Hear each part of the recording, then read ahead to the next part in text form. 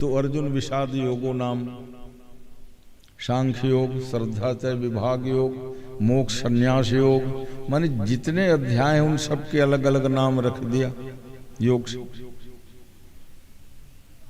तो कहते हैं भगवत गीता की ऐसी महिमा है कि भगवत गीता किंचित धीता, गंगा जल लव कणिका पीता। जैसे गंगा जल को एक चम्मच भी पियोगे तो पाप दूर होगा, गुंडी भर पियोगे तो भी पाप दूर होगा। सकृद पियस्य मुरारी समर्चा, तस्य यमः किम कुरुते चर्चा। तो यमराज चर्चा नहीं करते किनकी, जो गीता पढ़ लेते हैं, भगवान मुरारी की पूजा कर लेते हैं। सकृद पियस्य मुरारी समर्चा, तस्य यमः किम कुरुते चर्चा। ये भगवत गीता जो है भगवान कृष्ण की वाणी है, क्योंकि प्रवचन कभी कभी ग्रंथ के आधार पर होता है, मगर प्रवचन के आधार पर ये ग्रंथ छप गया भगवत गीता। हाँ, आज से 5200 साल पहले युद्ध के मैदान में भगवान कृष्ण की वाणी जो गूंजी, उसको भगवान वेद व्यास जी ने यथावत रख दिया महाभारत के अंतर्गत। आप कहोगे महाराज महाभारत के अंतर्गत, महाभारत की रचना तो व्यास जी की है, मगर व्यास जी की रचना तो है शेष भाग। भगवान गीता में जो कुछ वहां कहे हैं, जिसके समाचार को संजय ने राजा धृतराष्ट्र को सुनाया था, आंखों देखा हाल, कमेंट्री देखने को छूट दिया था। संजय ने कहा भी व्यास प्रसादात, भगवान वेद व्यास जी की कृपा प्रसाद से घर में बैठे बैठे ही मैं युद्ध स्थान में जो कुछ भी हो रहा है उसको देख के बतला सकता हूं। तो सज्जनों ऐसा है, भगवत गीता में 18 अध्याय है, 700 श्लोक हैं और 2 संवाद हैं। एक तो कृष्णार्जुन संवाद मेन है और एक है संजय धृतराष्ट्र का संवाद। तो गीता के प्रवचन पहले महात्म्य सुन लो। गीता शास्त्रमिदं पुण्यम, यह पठेत प्रयतः पुमान्, विष्णु पद्मवाप्नोति भय शोकादिवर्जितः। गीता एक अद्भुत शास्त्र है, जो भी व्यक्ति यत्न पूर्वक इसको पढ़ते हैं सुनते हैं, वो विष्णु भगवान के लोक को प्राप्त होते हैं। ये भगवान व्यास जी के वचन है। विष्णु पद्मवाप्नोति भय शोकादिवर्जितः। मगर कुछ गलत मिथक ये हो गया था कि गीता जो है सन्यासियों का ही है, साधु सन्यासी लोग गीता पढ़ते हैं, इसीलिए लोग अपने बच्चों को गीता पढ़ाया नहीं माँ बाप ने। पढ़ते दिख जाए ना तो कहते हैं बेटा तू घर छोड़ के साधु सन्यासी हो जाएगा रे, इसलिए रामायण हनुमान चालीसा पढ़े कर। अरे भाई ये सोचने की चीज है, जो अर्जुन पलायनवादी विचारधारा क्षत्रिय होकर कह रहा था मैं युद्ध नहीं करूंगा, मैं भीख मांग लूंगा, तो भीख मांग लूंगा कहने वाले अर्जुन को कर्तव्य का बोध करा दिया इसी गीता के प्रवचन से। तो हर बच्चों को पढ़ना चाहिए, अपने कर्तव्य का बोध हो जाएगा। अक्सर मैं कहता हूं जो बच्चे गीता पढ़ते हैं सुनते हैं वो कभी नक्सलाइट नहीं होंगे, आतंकवादी नहीं होंगे, जुआरी नहीं होंगे, कबाड़ी नहीं होंगे। हाँ, गीता पढ़ने के बाद तो विशुद्ध सत्व शुद्धि से बुद्धि जो है शुद्ध हो जाता है, और दुनिया की ऐसी कोई समस्या नहीं जो भगवत गीता न सुलझा सके। भगवत गीता पर जितने सब ग्रंथों की टीकाएं हैं, सबसे अधिक टीका भगवत गीता पर है। तो समझ लेना वो कितना प्रसिद्ध ग्रंथ है। अंग्रेजी में, फ्रेंच में, रशिया में, जापानी में, जर्मनी में और छत्तीसगढ़ के सभी हैं 7 प्रकार की टीका छत्तीसगढ़ी भाषा में है जो छप चुके हैं। पांडुलिपि वाला एक हाथ होगा, हर बार बतलाता हूँ। छत्तीसगढ़ी भाषा में गद्य पद्य जैसा है, दोहा चौपाई में भी है, हैं? कैलाश जो ADIS थे दुर्ग में, उन्होंने किया, और पाठक बंधुओं ने किया। चांपा म्यूनिसिपैलिटी में थे एक यादव जी, बहुत पहले हिंदी उन्होंने छत्तीसगढ़ी भाषा में, और ये बाद में फिर ये पंडित राव जी कृदत्त के बेटे शिवाजी राव क्योंकि इन सब लोगों ने मेरे को अपनी अपनी कॉपी दिखाई, इसलिए जानकारी है।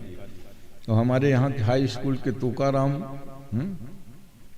जो असफल लिखते थे, तुकाराम वर्मा असफल टाइटल, मैंने कहा असफल नहीं सफल कर इसको, असफल टाइटल हटा, ये ठीक नहीं। जो गीता पर टीका लिखे हो बेटा असफल का एक तो पहले जीवन में भले ही असफल रहा होगा, सफल, तब वो सफल लिखता है अपने उसमें है। तो भगवत गीता वो ग्रंथ है सज्जनों, विश्व के सारी भाषाओं में और देश के सभी भाषाओं में, गुजराती, मराठी, तेलुगु, हिंदी, छत्तीसगढ़ी, बताए ना, जब छत्तीसगढ़ी भाषा में है तो अन्य प्रांतों की भाषा तो है। तो इससे सिद्ध होता है कि भगवत गीता किसी एक वर्ग का नहीं है, किसी एक जाति का नहीं है, किसी एक वर्ग संप्रदाय का नहीं है।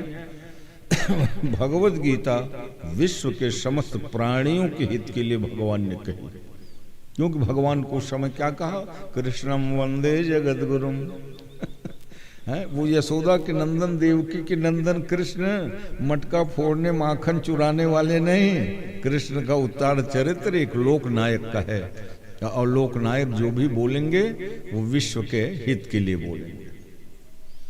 भगवान कृष्ण ने कहीं नहीं कहा कि हिंदुओं के लिए करना चाहिए कि अन्य लोगों के लिए करना चाहिए, तो वर्ग से, संप्रदाय से, जाति से परे उठकर उन्होंने सारे विश्व के मानव मात्र को संदेश दिया, वही भगवत गीता है। दुनिया के कोई भी ग्रंथ का इतना ट्रांसलेशन और अनुवाद आपको नहीं मिलेंगे जितना श्रीमद् भगवत गीता पर। गीता, अच्छा, फिर लोग कहते हैं कि व्यास प्रसादात, व्यास जी के प्रसाद से जो लोगों को ज्ञान मिला, इसमें अर्जुन तो बहाना है। वहां लिखते हैं कि पार्थो वत्स सुधीर भोक्ता दुग्धम गीतामृतम महत्, पार्थ को बछड़ा बनाकर दुग्धम गीतामृतम महत्। मगर भगवान का लक्ष्य था कि हनुमान जी ऐसे ज्ञानियों के लिए भी भगवत गीता हो। इसलिए जब महाभारत युद्ध शुरू होने को था, हनुमान जी आए, अर्जुन के ओर से आमंत्रित थे। तो भगवान ने कहा हनुमान जी तुमको युद्ध नहीं करना।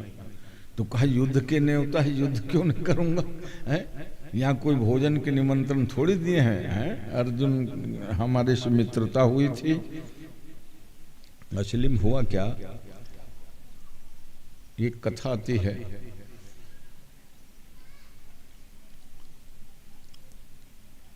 कि हनुमान जी महाराज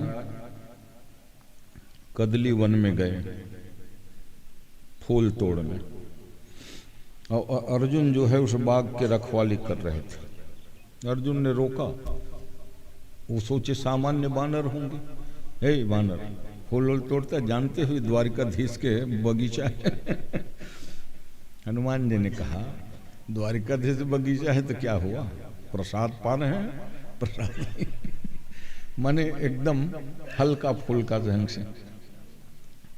दोनों बहस हो गई, हनुमान जी कहे हम राम जी के भक्त हैं, और अर्जुन कहे कि हम कृष्ण जी के भक्त हैं।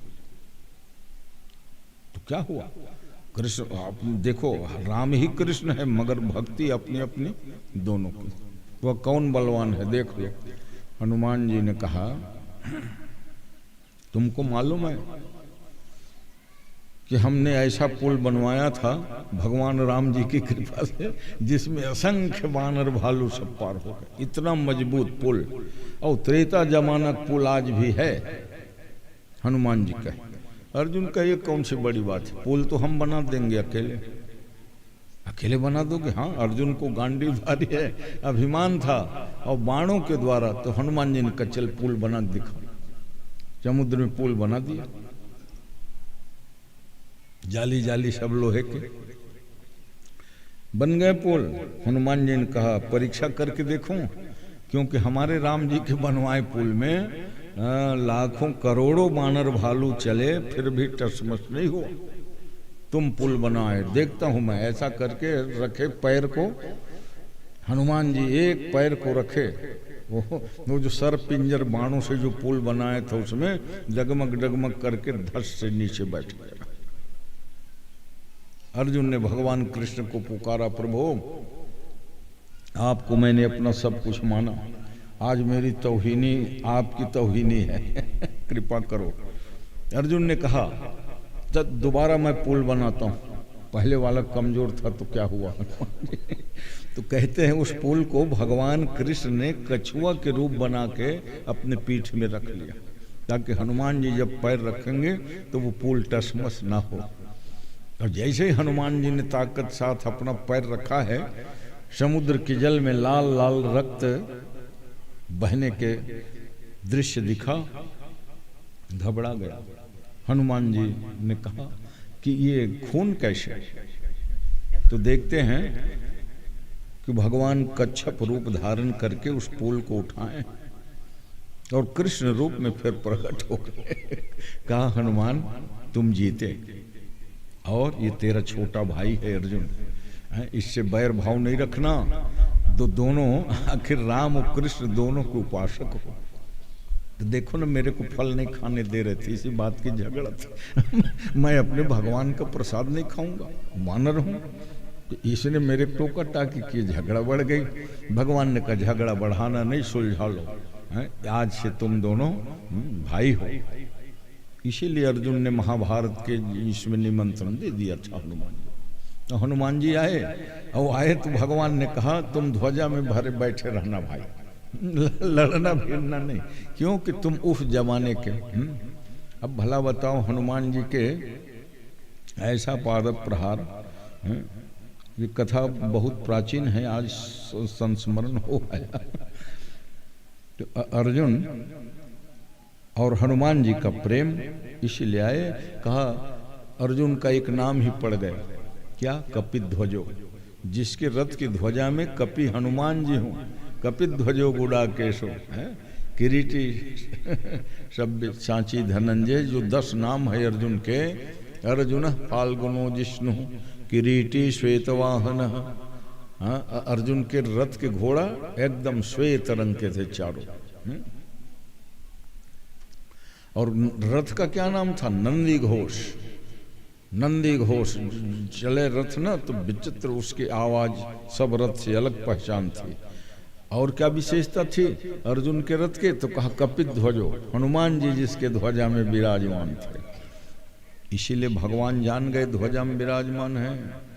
अर्जुन के ब्याज से हनुमान जी ऐसे एक सत्पात्र को गीता का ज्ञान और टीका लिखवाना चाहते थे भगवान भगवत गीता पर। इसीलिए जब 18 अध्याय जब गीता को उपदेश हो गया, अंतिम श्लोक ये था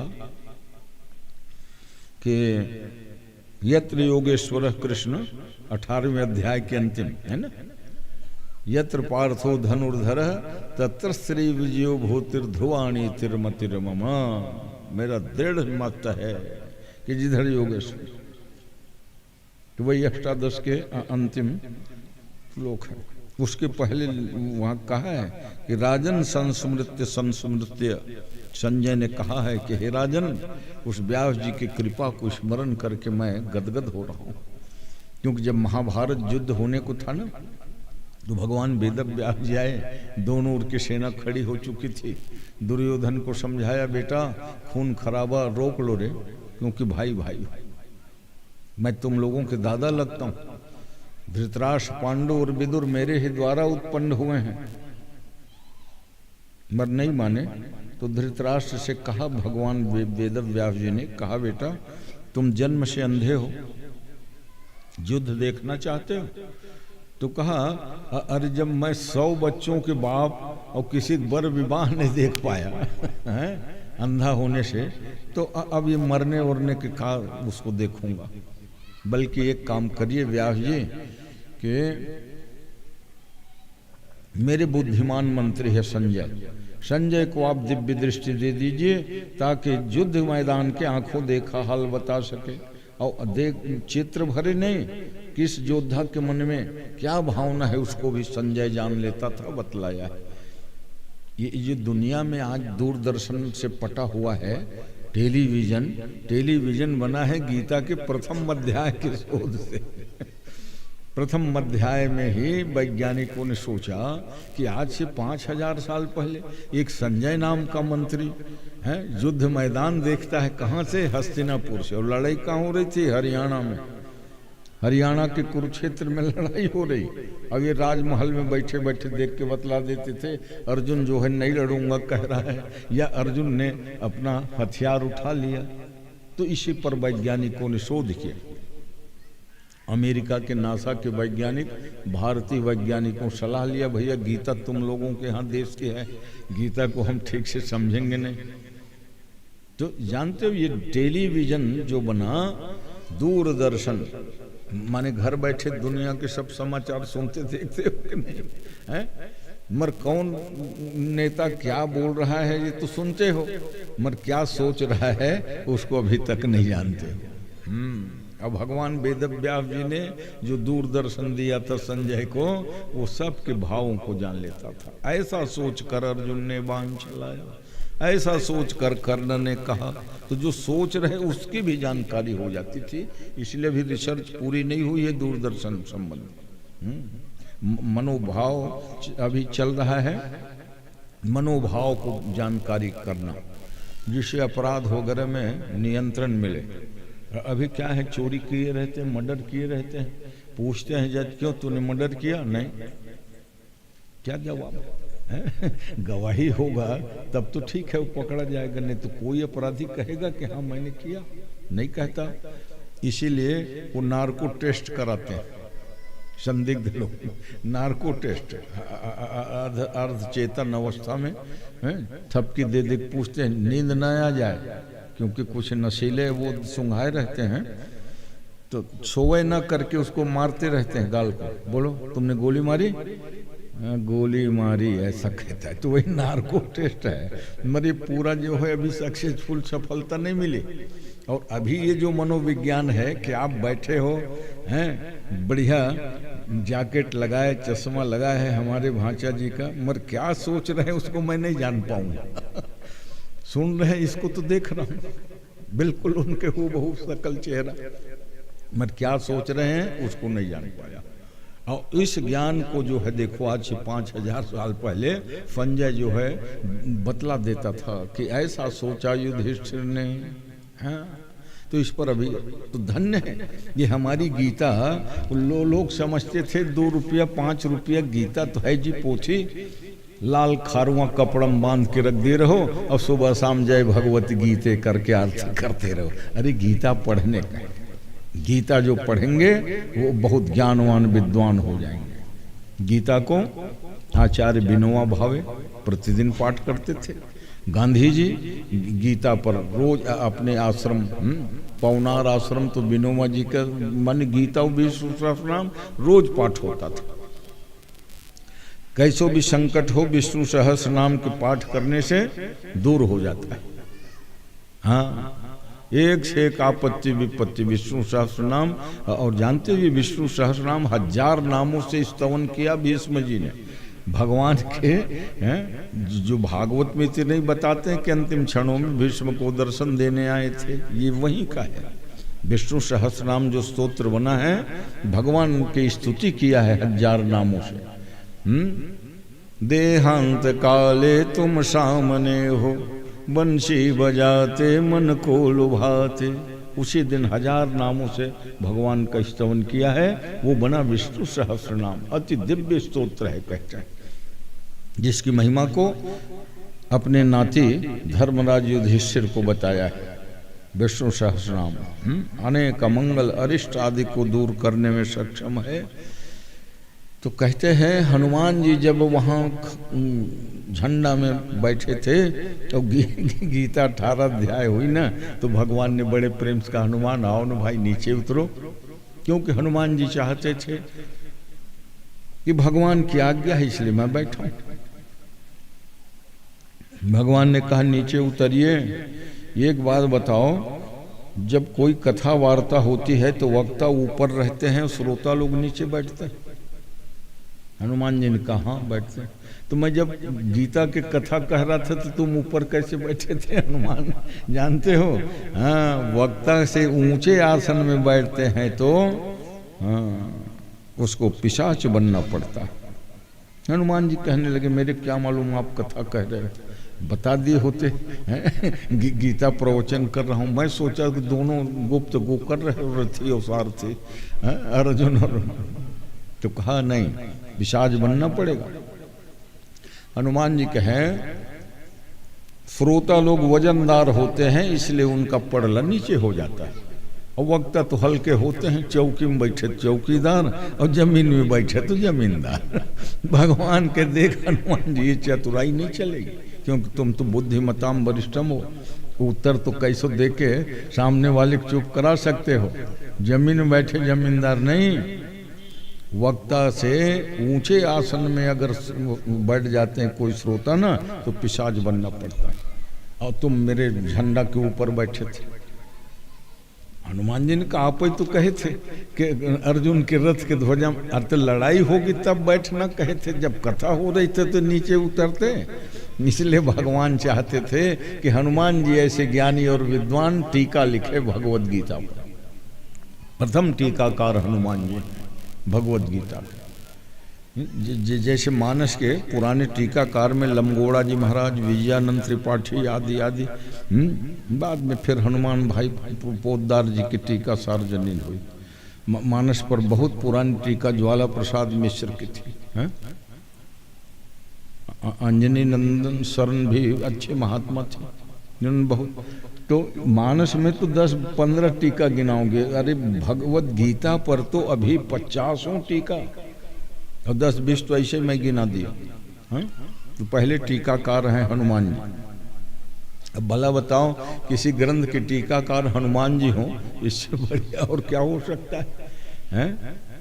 महाराज कल हनुमान जी के द्वारा लिखी गई टीका मिलती नहीं है, ये माने दुख की बात है।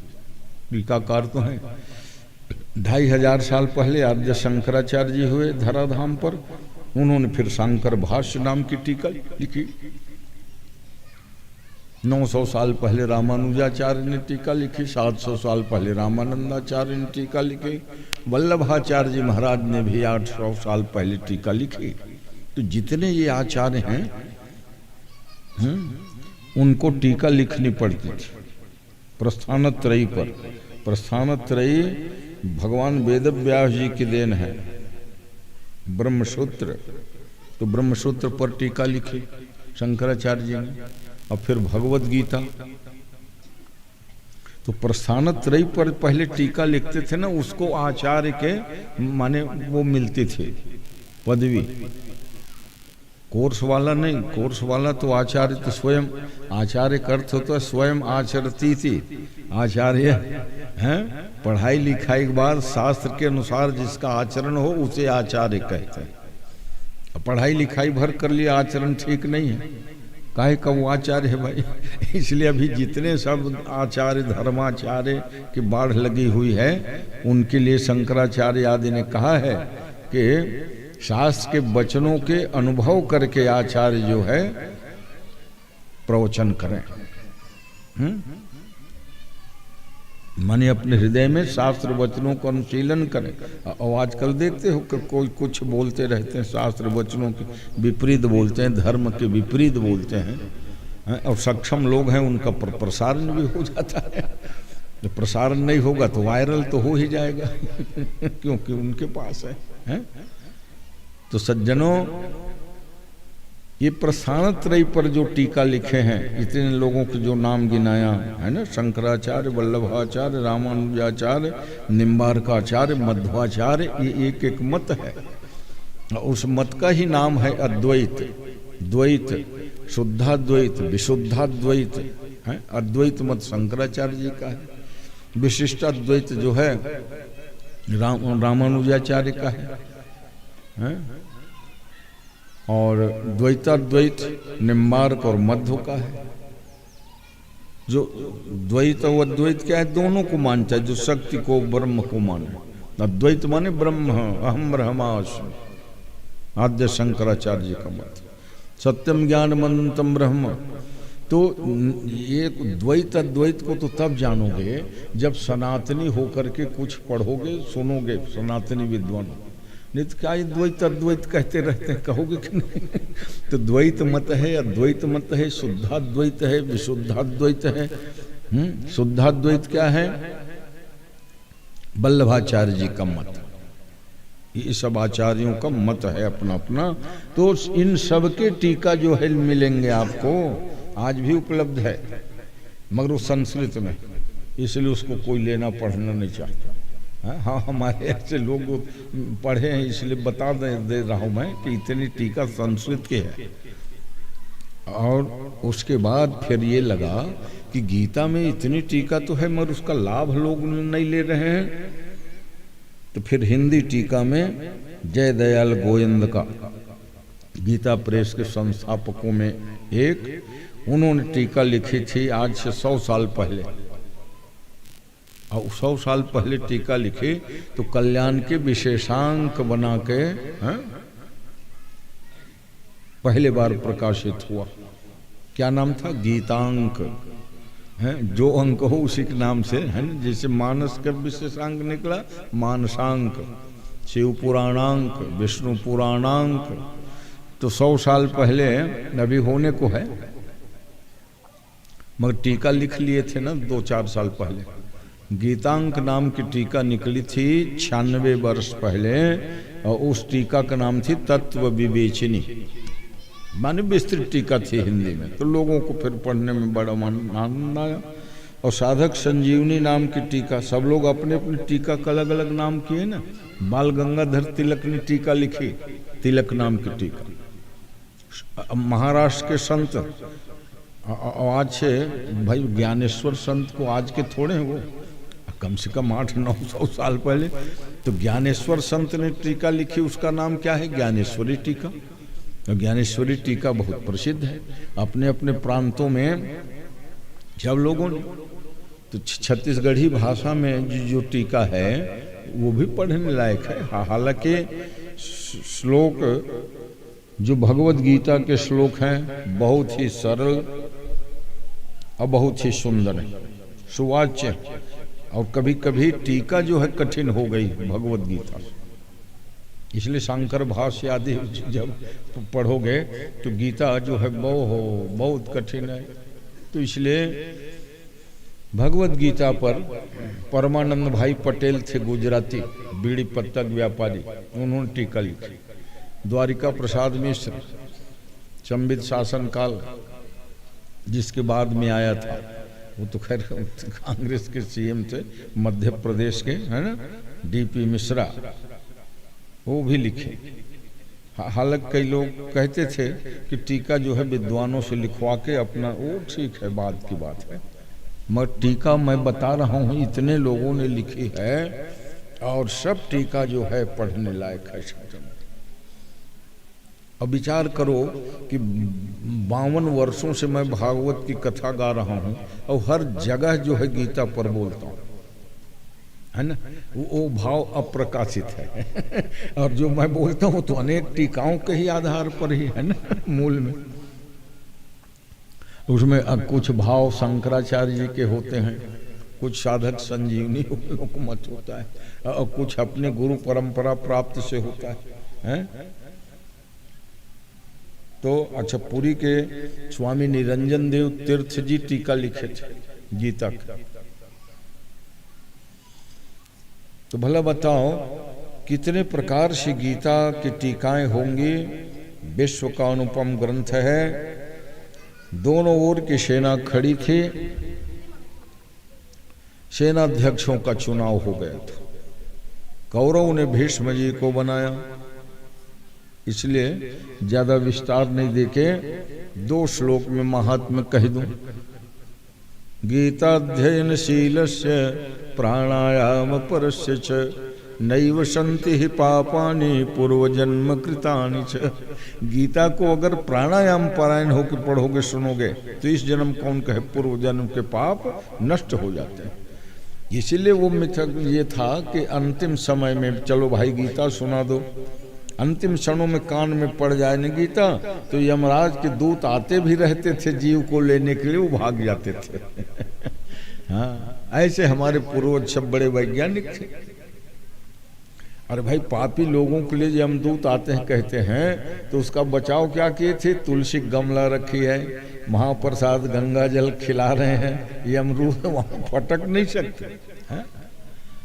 गौ माता पूछ पकड़ के कोई प्राण त्याग रहा है, गंगा जल पी रहा है, गीता सुनते हुए वहां यमरूद भाग जाए, ऐसी मान्यता है। तो जब भला बताओ, बेहोशी की हालत में गीता पढ़ने सुनने से यमदूत भाग सकता है, तो जो रोज पढ़ेगा, रोज गीता के अध्याय 2 अध्याय पढ़ो।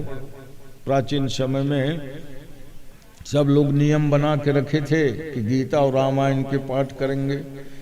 गीता और गुटका रामायण पोथी अपना बस्ता में रखे रहे हैं, 12 आना में गुटकल मिले और 4 आना में गीता। 1 रुपया पोथी से गीता और रामायण में पारंगत हो गए हैं। और गीता रामायण परीक्षा निकाली थे गीता प्रेस गोरखपुर ने, हाई स्कूल वगैरह में परीक्षा केंद्र था, ताकि बच्चे जाने तो अलग अलग चैप्टर में। बहुत जरूरी सज्जनों, विश्व के 2 महान अनुपम ग्रंथों के प्रचार में गीता प्रेस गोरखपुर इतनी बड़ी प्रॉपर्टी है, जालान बंधु ने, कलकत्ता के सेठ हैं, दान कर दिया। हाँ, अब सोचो कितने लाख करोड़ प्रति गीता छपी होगी। देख रहे 2-3 प्रकार की, एक बड़ी, फिर ये है इससे बड़ी, इससे बड़ी, इतना बड़ी 18 प्रकार के संस्करण गीता के छपे। तो श्री रामचरितमानस के इतने गुटका, फिर छोटा, फिर मंझला साइज, फिर राज संस्करण, तो ये बहुत बड़ी देन है। और गीता प्रेस के कागज बहुत बढ़िया रहता है, क्योंकि उनको अंग्रेजों के समय से ही कोटा में छूट दी गई थी, क्योंकि सस्ते मूल्य पर गीता रामायण का प्रचार प्रसार करेंगे। मगर अभी कुछ अनाड़ी लोग गीता प्रेस पर वो उलझुल आरोप लगाए थे। अरे उनका कितना बड़ा योगदान है कि सारे विश्व में सस्ते दाम, हालांकि विदेशों से वो ज़्यादा पैसा लेते हैं। हम लोगों के लिए 10 रुपये गीता है, तो वो विदेशों छोड़े वो ज़्यादा कीमत लेते हैं। तो गीता प्रेस गोरखपुर जो नाम है ना, भगवती गीता के ही नाम पर है, और इतना बड़ा कारोबार है। प्रायः तुम देख लो हर शहर में उनकी दुकानें हैं, स्टेशनों पर बुक स्टॉल है, गीता प्रेस गोरखपुर है। और ऐसा है, कल्याण जो पत्रिका निकालती है गीता प्रेस, इसी बहाने अन्य अन्य पुराणों का विशेषांक के रूप में अनुवाद सहित प्रकाशित जो कराए, संक्षिप्त, जैसे महाभारत जो है 1 लाख श्लोकों का है। अब 1 लाख श्लोक के पोथी ले कहाँ फिरोगे, तो संक्षिप्त महाभारतांक निकाला था, विशेषांक, मगर वो संक्षिप्त था। तो जो पूरा श्लोकार्थ ना हो उसको संक्षिप्त शिव पुराणांक निकाला पहले। अब तो शिव पुराण 2 खंडों में निकाल दिया, देवी भागवतांक सब निकाला। तो बहुत बड़ा उपकार है, मेरे कहने का मतलब ये, गीता प्रेस गोरखपुर।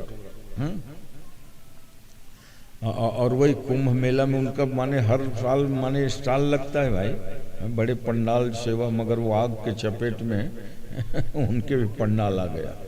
अभी जो कुंभ में 180 ठो पंडाल जले ना, उसमें कितने बहुमूल्य सब बेचने के लिए कुंभ मेला में लाए थे, लोगों को सप्लाई हो इसलिए क्योंकि सब ये सब क्या करोगे विडम्बना।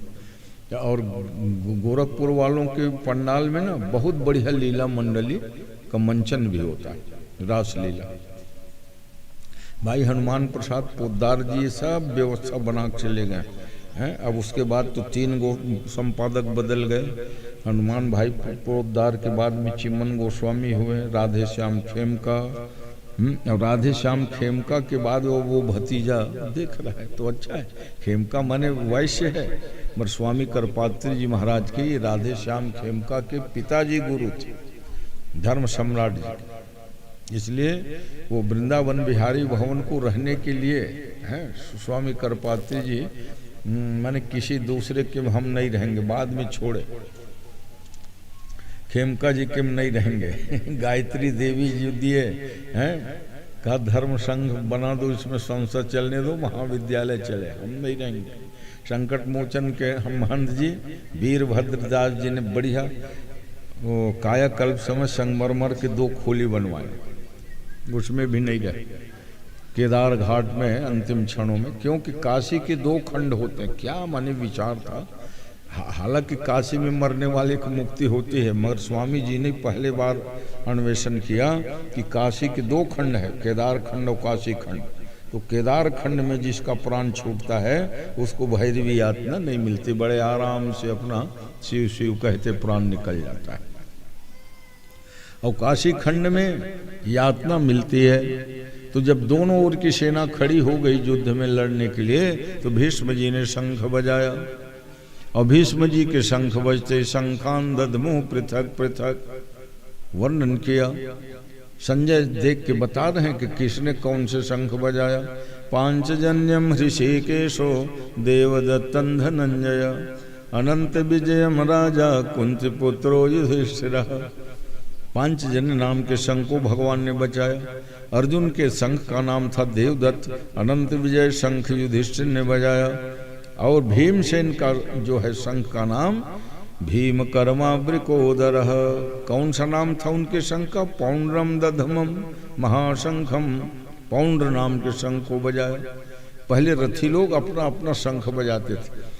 आज माने संत महात्मा भी सबके शंख अलग अलग रहता है। नहीं घंटी शंख, शंख दूसरे के नहीं बजाना है, शंख अपने ही बजाना है। तो वहां जब सबके शंख बजा तो इतनी घोर आवाज हुई, कहते हैं सघोषोधार्त राष्ट्राणाम हृदया निव्यदारयत। ऐसा लगा कि दुर्योधन आदि कौरवों के हृदय विदीर्ण हो जाएगा। हृदया निव्यदारयत। और ठीक उसी समय अर्जुन ने भगवान से हाथ जोड़ के कहा कि हे कृष्ण, न कांक्षे विजयम कृष्ण न च राज्यम सुखानि च। मैं राज्य नहीं चाहता। क्यों? कि इतने लोग मारे जाएंगे। गुरु नहत्वा ही महानुभावान। पूज्य जनों के ऊपर मैं बाण चलाऊंगा। सामने जब देखा ना खड़े हुए भीष्म जी, द्रोणाचार्य, कृपाचार्य, तो इसलिए पूज्य जनों को मारने के बजाय ना मैं भीख मांग लेना पसंद करूंगा महाराज। गुरु नहत्वा ही महानुभावान श्रेयो भोक्तुम भैक्षमपि लोके। भगवान सुनते रहे पूरा एक अध्याय, बीच में नहीं बोले। अर्जुन तो तुम ठीक है बोलते जाओ। अर्जुन ने कहा महाराज युद्ध इसलिए नहीं करूंगा क्योंकि युद्ध में सैनिक मारे जाएंगे और नौजवान सैनिक मारे जाएंगे, उनकी पत्नी विधवा हो जाएगी। और नए उम्र में होने से अगर धर्म का अगर पालन नहीं कर सके तो वर्ण संकर संतान होंगे। और जब वर्ण संकर संतान किसी परिवार में होगा तो कुल धर्म सनातना नष्ट हो जाएगा। भगवान सुनते रहे। उसके बाद फिर इसका नाम है अर्जुन विषाद योगो नाम। और धनुष्मान को कंधे से नीचे गिरा दिया और नीचे उपस्थ भाग में जाके बैठ गया। भगवान फिर उनको उपदेश देने लगे। कहा कि अर्जुन ये तुम्हारा ज्ञानवान नहीं है भाई, ये मोह है, मोह बोल रहा है तुम्हारा। इसलिए मोह को दूर करने के लिए थोड़ा कड़े शब्दों का प्रयोग करना पड़ा। कहा कि असमय में क्लीबता कहां से आ गई तुमको?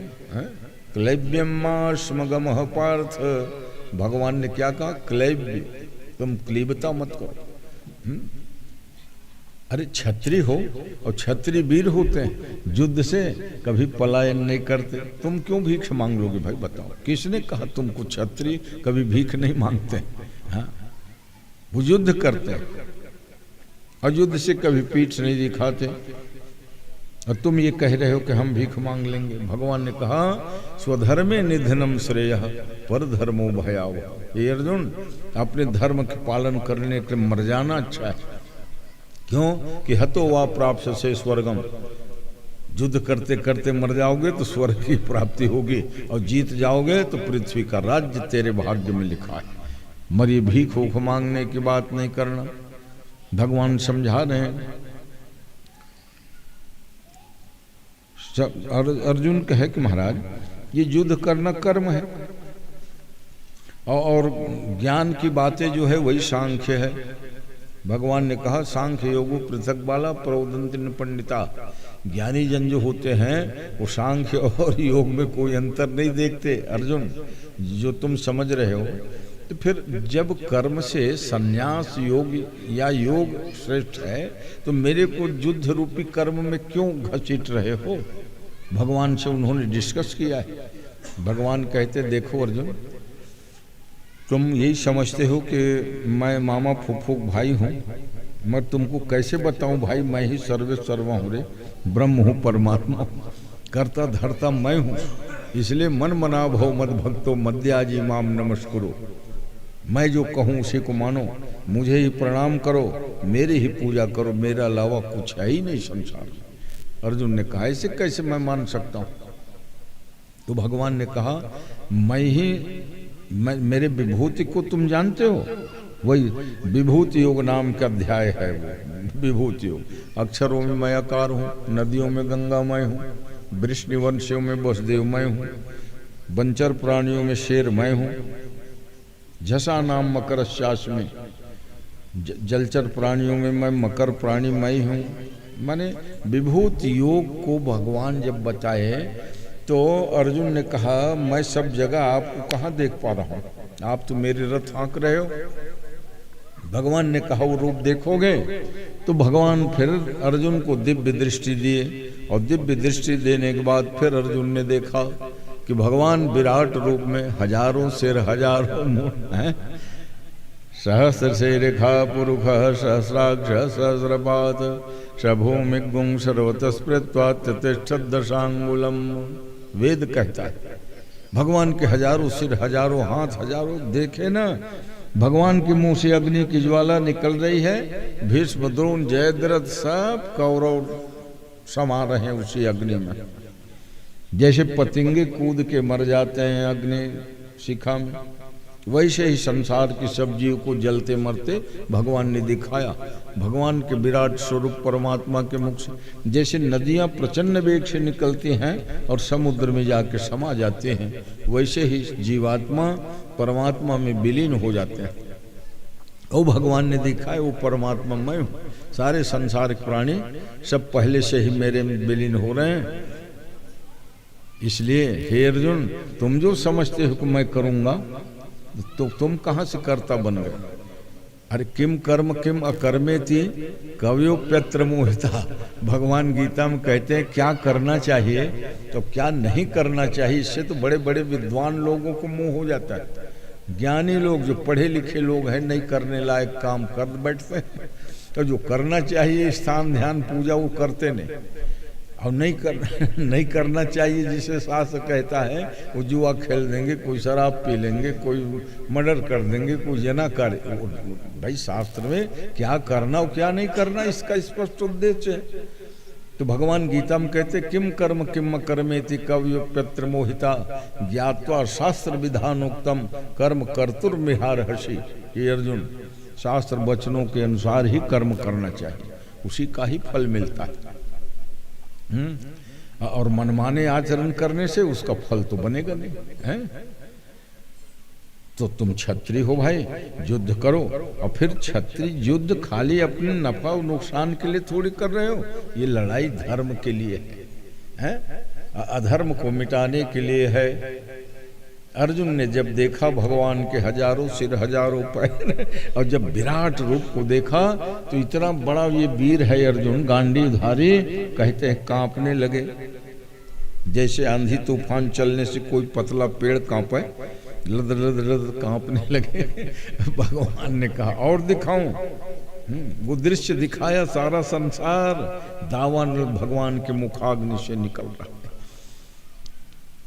अर्जुन घबरा गया और कांपते हुए स्वर में कहा कि वायुर्यमोग्निर्वरुणो शशांक। अब स्तुति करी, नहीं तो अभी तक डिस्कस था, बहस था। 6-6 महीने छोटे बड़े होंगे खूब होगा तो ऐसे कैसे आपके सब बात मैं मान लूं। तो जब भगवान ने दिखाया विराट रूप में सारा संसार मुझ में समा गया तो कहने लगे वायुरेमोग्निर्वरुणो शशांकः प्रजापतिस्त्वं प्रपितामहश्च। आप ही वायु हो, अग्नि हो, यम हो, कावर, भगवान के हजारों मुंह में दिखत राशा, विष्णु ब्रह्मा इंद्रादिशा।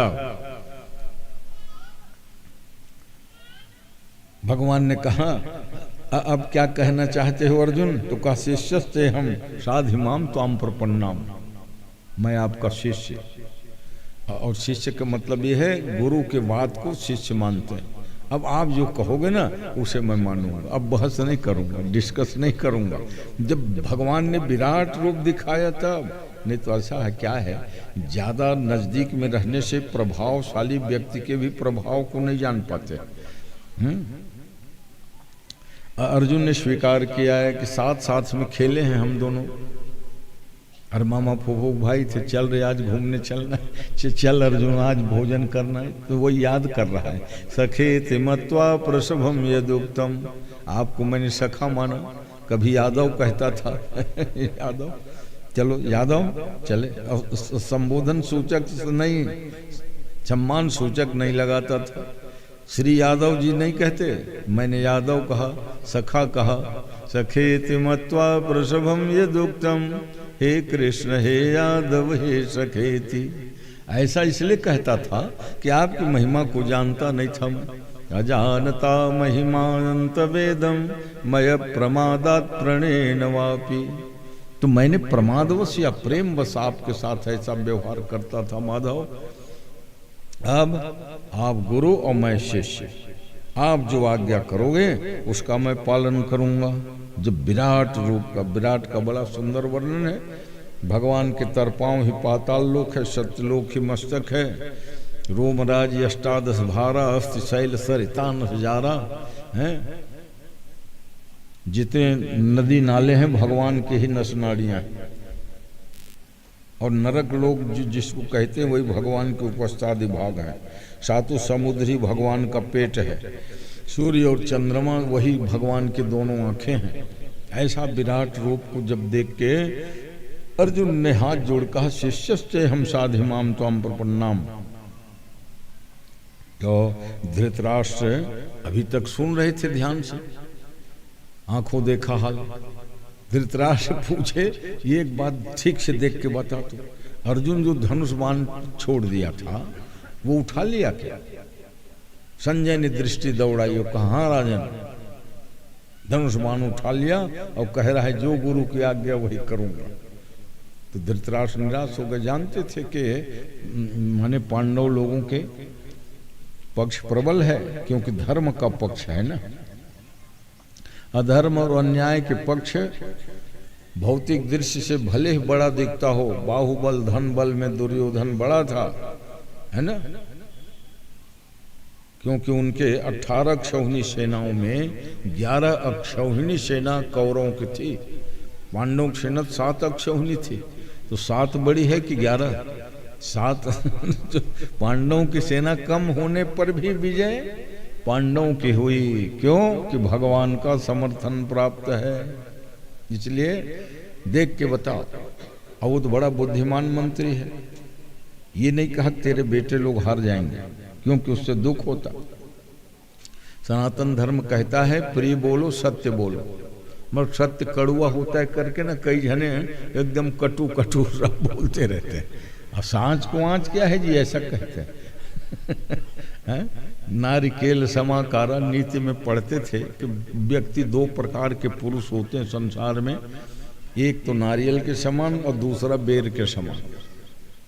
बेर कैसा होता है, ऊपर जो है नरम मुलायम है गुजगुज, और नरम है करके चबाओगे तो अंदर गुठली है, दांते टूटेगा और नारियल के ऊपर नरीरी बहुत कठोर होता है, मगर उसको फोड़ लोगे ना तो बहुत मुलायम खुरहोरी खाने को मिलेगा। तो संसार में कुछ लोग ना ऊपरी तौर से बड़े कठोर दिखते हैं, मरंता नारियल के समान होता है बहुत नरम, बहुत मधुर मधुर मीठा। और कुछ लोग ना बात करेंगे चुपड़ी चुपड़ी, बोइर जैसे हैं, बोइर के ऊपर गुजगुज नरम है, और जब जवाबे ना तो गुठलू है बहुत कड़ा है, दांते टूटी है। तो संसार में 2 प्रकार के लोग होते हैं, हाँ तो समझ लेना, अनुमान कर लेना, मगर कोनो तय कही देवे तय बोई रस रे तो डंडा चल जाएगा, है ना। तो ये सब ज्ञान की बातें अनुमान करने की। तो सज्जनों क्या कहा, यत्र योगेश्वर कृष्ण, अर्जुन को भगवान ने कहा कि तुम सोच चिंता छोड़ दो और मेरे शरण को हो जाओ, मेरे शरणागत में चले आओ। और ये मत सोचो कि मैं मारूंगा तो पाप लगेगा, क्या होगा। हाँ बिल्कुल नहीं। इसलिए तुम ज्ञानियों जैसे बात करते हो अर्जुन। असोच्यानन सोचस्तम प्रज्ञावादांश भाससे गतासून नान सोचंति पंडिता। पंडित माने ज्ञानी जन जिसके बारे में सोच नहीं करते उसको तुम सोचने बैठे हो। तुम पूछ लो इन लोगों से कि मान लो ये युद्ध नहीं होगा, नहीं मरोगे मारोगे तो सदा रहेगा क्या शरीर? अरे भाई शरीर नश्वर है और आत्मा तो कभी जलती मरती करती ही नहीं। नैनम छिंदन्ति शस्त्राणि नैनम दहति पावक न चैनम क्लेदयन्त्यापो न शोषयति मारुता। इसलिए सर्वधर्मान परित्यज्य, भगवान ने अर्जुन को दो टूक शब्दों में कह दिया। धर्म को त्यागने को नहीं कहा, यही लोग गलती खा जाते हैं। सर्वधर्मान परित्यज्य माम एकम शरणम व्रज। भगवान क्या करें, सब धर्म को त्याग कर मेरे शरण में आ जाओ। अरे धर्म को कभी भी त्यागने को नहीं कहते, धर्म की जो आसक्ति है उसको त्यागने के बाद भगवान ने कहा। धर्म पालनीय होता है, त्याज्य नहीं होता। सर्वधर्मान परित्यज्य माम एकम शरणम व्रज अहम त्वा सर्व पापेभ्यो मोक्षयिष्यामि मा शुच। मैं तुमको पाप रहित कर दूंगा, तुम सोच मत करो, मेरे शरणागत में आ जाओ। इसलिए संजय ने बताया धृतराष्ट्र राजा को कि यत्र योगेश्वर कृष्ण यत्र पार्थो धनुर्धर। जिधर योगेश्वर कृष्ण है, जिधर गांडीवधारी पार्थ अर्जुन है, तत्र श्री वहीं श्री है। और जहाँ श्री है वहीं धर्म है, और जहाँ धर्म है तहाँ विजय। यतो धर्मस्ततो जयः लिखा है। आज भी सुप्रीम कोर्ट में, संसद भवन में यतो धर्मस्ततो जयः या सत्यमेव जयते, ये सब आदर्श वाक्य हैं भारत के, वेद वेदांत के। ये लोग भले वेद शास्त्रों की निंदा करते हैं, ईश्वर धर्म की निंदा करते हैं, मगर आज देख लो सर्वोच्च न्यायालय में क्या लिखा है, संसद भवन में क्या लिखा है, हमारे वेद शास्त्रों का ही वाक्य लिखा है। हमारा संविधान में भी मैं कई बार बतलाया हूँ, बढ़िया राम लक्ष्मण सीता हनुमान जी के फोटो हैं और स्वर्ण मंडित था। वो तो संविधान की कॉपी करा रहे हैं, करके सब बदल दिया। नकली संविधान में धर्म निरपेक्ष लिखना था इन लोगों को। अरे भारत धर्म प्राण देश है, धर्म निरपेक्ष कैसे होगा? और फिर धर्म निरपेक्ष नहीं लिखा, सुधरवाया ना, उसमें भी पंथ निरपेक्ष है। पंथ निरपेक्ष, हम किसी पंथ से पक्षपात नहीं करेंगे, धर्म शब्द नहीं।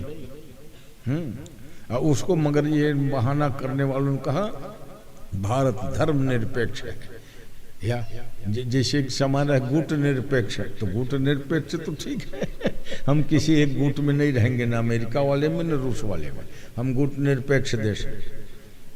मत धर्म निरपेक्ष कैसे हो गए तुम? हैं? तुम्हारे हमारे पूर्वजों ने धर्म की रक्षा के लिए अपना प्राण गंवा दिया है। तो क्या बताया, जिधर कृष्ण है, जिधर गांडीवधारी अर्जुन है, वहीं धर्म है, और जहां धर्म तहां जाए। ये तो धर्मस्ततो जाए, समझ ले। तो भगवत गीता तो ऐसा है, 2 दिन 4 दिन सब एक एक अध्याय की जब व्याख्या होगी। यहाँ तो ऐसा है, भागवत के बाद भगवत गीता पारायण सम्यक हो ही चुका है। वाणी पवित्र करना है, क्योंकि आज के दिन बहुत काम होता है, हवन आदि। इसीलिए हवन के काम को पूर्व में संपन्न किया गया, ताकि गीता सुनने के बाद सीधे ही तुलसी वर्षा भगवान के 1000 नामों से हो। इसलिए तुलसी वर्षा करने के विधान है। तो तुलसी वर्षा पहले मैं चाहूँगा कि सुंदर भाई, जगेश्वर भाई, थोड़ा मंच में आ जाओ। और जो हमारे प्रक्रिया है, नियम है सनातन,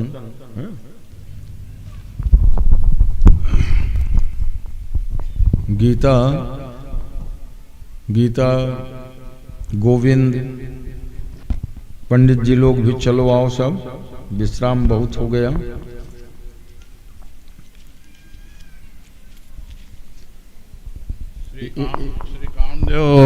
श्री कामदेव साहू जी सिर्री वाले की तरफ से भगवान के श्री चरण में 101 रुपये अर्पण किए गए हैं और साथ ही साथ श्री चुवाराम जी साहू की तरफ से भी 101 रुपये अर्पण किया गया है। श्री विनोद सिन्हा की तरफ से सिर्री वाले की तरफ से भी 200 रुपये की राशि भेंट की गई है।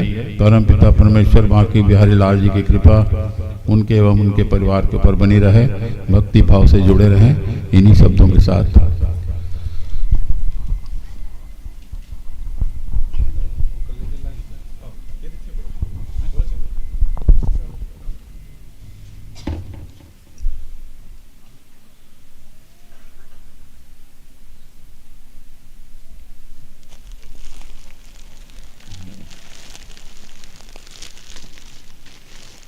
नाम आप बता जाइए। वो जो बांटने वाला ये तो फिर बाद में चलेगा। चलो लिफाफा सब है आपके पास, है ना सर? वाह, चलो ठीक। एक बोरा नारियल मेरे मंगवा दे, एक एक देते जाना। यहीं से उठाओ भैया, नारियल लाइन मेरे। हाँ भूपति जी चलिए। हेलो हेलो हेलो हेल्प में प्रेम से बोलो वृंदावन बिहारी लाल की जयकारा। थोड़ा बढ़िया, खासकर महातारी मन की संख्या तो ऐसे है कि सीधा वृंदावन जाए या मथुरा जाए या प्रयागराज चल जाए तुम्हारी जयकारा। प्रेम से बोलो वृंदावन बिहारी लाल की।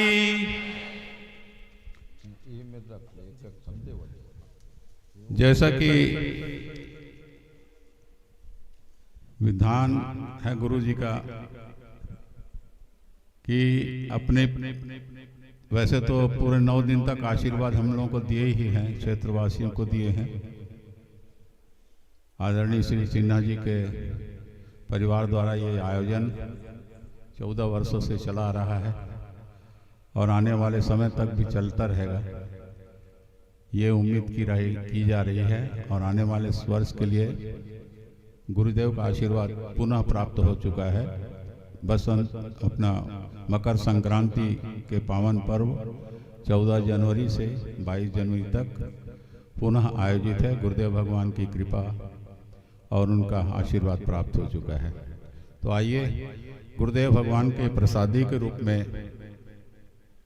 सब लोगों, कुछ लोगों को जो जुड़े हुए हैं और जो भगवान से भी जुड़े हुए हैं और गुरु जी की कोई परंपरा रही है, तो आइए मैं जिनका नाम ले रहा हूं वो कृपया सम्मान के साथ मंच पर आएं और आशीर्वाद प्राप्त करें। सबसे पहले जो 9 दिन तक भगवान को बहुत ही सम्मान के साथ भजन मंडली के साथ लाने का और ले जाने का काम करते हैं, बहुत बढ़िया काम है और बहुत कठिन काम भी है। अपना समय बिल्कुल निर्धारित समय में पहुंचना और निर्धारित समय में भगवान को लाना और ले जाना और गुरुदेव का आशीर्वाद प्राप्त करना। तो भजन मंडली वाले भाई आ जाएं।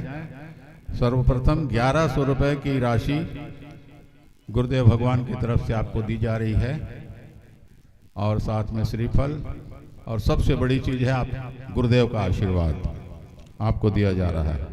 आइए आइए आइए, थोड़ा जल्दी करिए। हाँ, कोई भी आ जाइए, थोड़ा विलंब ना करें कृपया। दूसरा, बहन बेटी जो हैं 1100 रुपये की राशि उनको भी दी जा रही है और 2 साड़ी।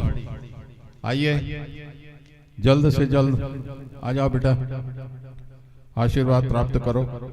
एक बाद हम 9 दिन तक बैगा अड़बड़ मेहनत करते और 24 घंटा यहाँ पर ड्यूटी रहते और बहुत बढ़िया नेक काम करते हो।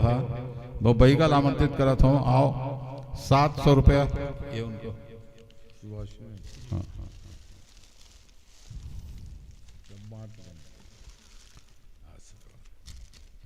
700 रुपए की राशि और श्रीफल बहीगा, धोती भी एक साड़ी भी है। ये बहीगा जी को दिया, उनको लिफाफा दिया। हमारे गांव के नापित ठाकुर जिन सवेरे शाम बढ़िया चंदन वगैरह सबके लगा के प्रणाम करके वो मतलब भी 700 रुपया और एक साड़ी और एक धोती गुरुदेव भगवान के आशीर्वाद के रूप में आप लोग दिए जाते हैं।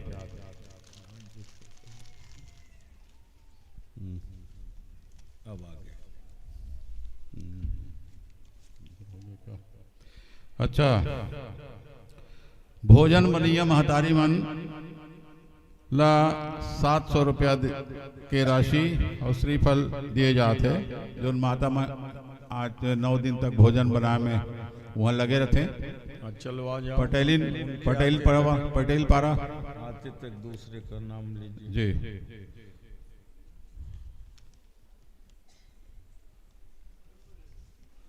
रंगोली,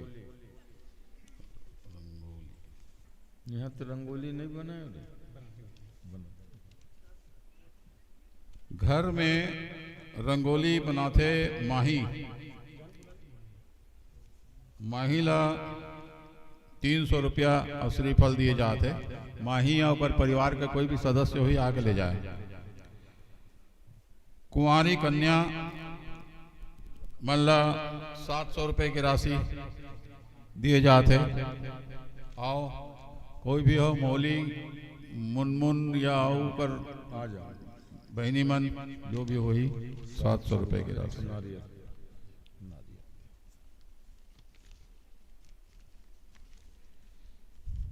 जब तक कुमारी कन्या हो ये मल्ल से ले ले होते। उसने छोटे लड़का मन बटुक वृंद कत है 700 रुपया, 700 रुपया बटुक वृंद। कौन आते व्यापारी कहाँ है? व्यापारी जल्दी आओ। भूखते आज हम बटुक हो अभी तो 700 रुपया एक नारियल आशीर्वाद को। और घर में साफ सफाई, झाड़ू पोछा, गुरुदेव के आशीर्वाद, ये गणेशिया बाई अभी दिए जाते 700 रुपया। एक साड़ी भी दिए जाते हैं। साथ ही साथ राय सिंह जो घर में गुरुदेव के सेवक करते हैं, ओला भी 500 रुपया दिए जाते हैं। ये मेरे नहीं आए उखल रख दे रहा। जी जी जी। राय सिंह गणेशिया बाई, ये बिसाहू भी है। बिसाहू 500 रुपये, 500 रुपये बिसाहू। और इसके पश्चात श्री रामनाथ जी महाराज विप्रबिंद 500 रुपया की राशि आपको और श्रीफल दिया जा रहा है। आइए, आपको भी स्वागत है। और इसी तारतम्य में विप्रबिंद के रूप में हमारे श्री रमेश त्रिपाठी जी हैं, वो भी आमंत्रित हैं। आइए, आपको भी 500 रुपये की राशि और श्रीफल आपको भी दिया जा रहा है। धोती पहिरे से नहीं भाँचते हैं, तो पैसे भर लेते हैं भाई। बहुत और साथ ही साथ राधा कृष्ण मंदिर के कोई भी सम्मानित सदस्य होंगे वहाँ के, तो आके ले जाएं। 500 रुपये की राशि मंदिर को भेंट की गई है। आइए त्रिपाठी जी। अध्यक्ष महोदय हैं श्री विश्राम सिन्हा जी, राधा कृष्ण मंदिर के अध्यक्ष हैं। ये 500 रुपये की राशि मंदिर में दी गई है। एक नारियल। और सबसे अंतिम में एक हमारे घर में छोटू राम हैं, श्री जितेंद्र कुमार हैं, और वो गुरु जी के इर्द गिर्द काफ़ी मंडराते रहे हैं, सेवा भी करते रहे हैं। तो 300 रुपये की राशि जितेंद्र कुमार को दी जा रही है। ये 300 रुपये की राशि जीतू अगर बैठे होंगे, यहाँ खड़े होंगे, तो आके ले जाएं। तो इस तरह जैसा कि आपको मालूम है, कल परसों गुरुदेव भगवान की तरफ से 2100 रुपये की राशि हमारे आदरणीय नंद कुमार पांडे जी की सुपुत्री के विवाहोत्सव में दिया जा चुका है, उनके तरफ से आशीर्वाद के रूप में। और 9,500 रुपये की राशि अभी दी गई है। इस तरह 11,600 रुपये की राशि परम पूज्य गुरुदेव भगवान के आशीर्वाद के रूप में आप लोगों को दी जा चुकी है। ये हमारे गुरुदेव जी का नियम है और गुरुदेव जी का आशीर्वाद हमें इसी तरह प्राप्त होता रहे। इन्हीं सब शुभ मनोकामनाओं के साथ आप सबके हृदय को में विराजमान परम पिता परमेश्वर को प्रणाम करते हुए वाणी विराम दे रहा हूँ। आगे के कार्यक्रम गुरु जी के आदेशानुसार जैसा वो कहेंगे वैसा हो।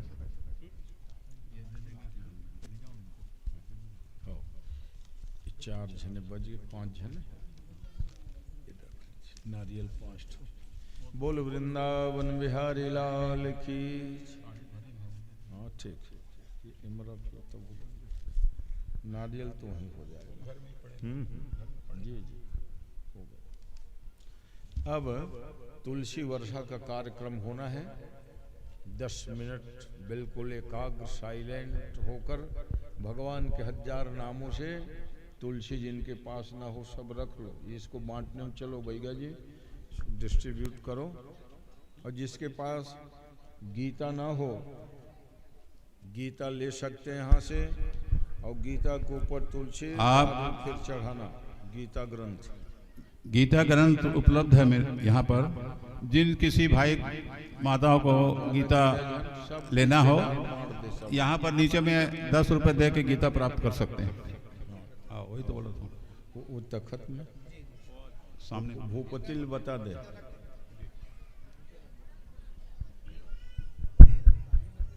हाँ तखत में परात रखा दे।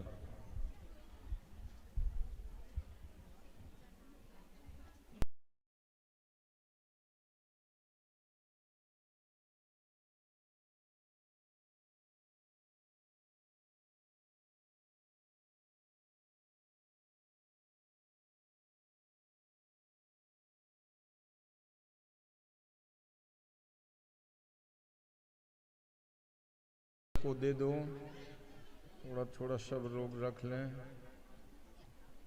और मन ही मन विष्णवे नमः जपते रहना। 1000 नाम का जप हो जाएगा। गोल गोल बना लो, 2-2 4-4 जने गोलाकार बैठ जाओ सब एक जगह। गीता है, गीता ग्रंथ है मौली, ले तो गीता चल, गीता रख ले उस कपड़े में।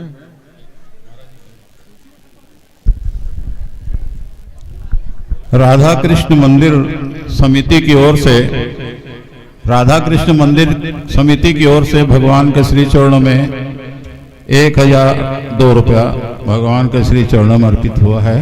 प्रेम से बोलो उनकी श्रद्धा भक्ति की जाए। बांके बिहारी लाल जी की कृपा और मंदिर का बहुत बढ़िया नाम चलता रहे। इन्हीं शुभ मनोकामनाओं के साथ प्रणाम।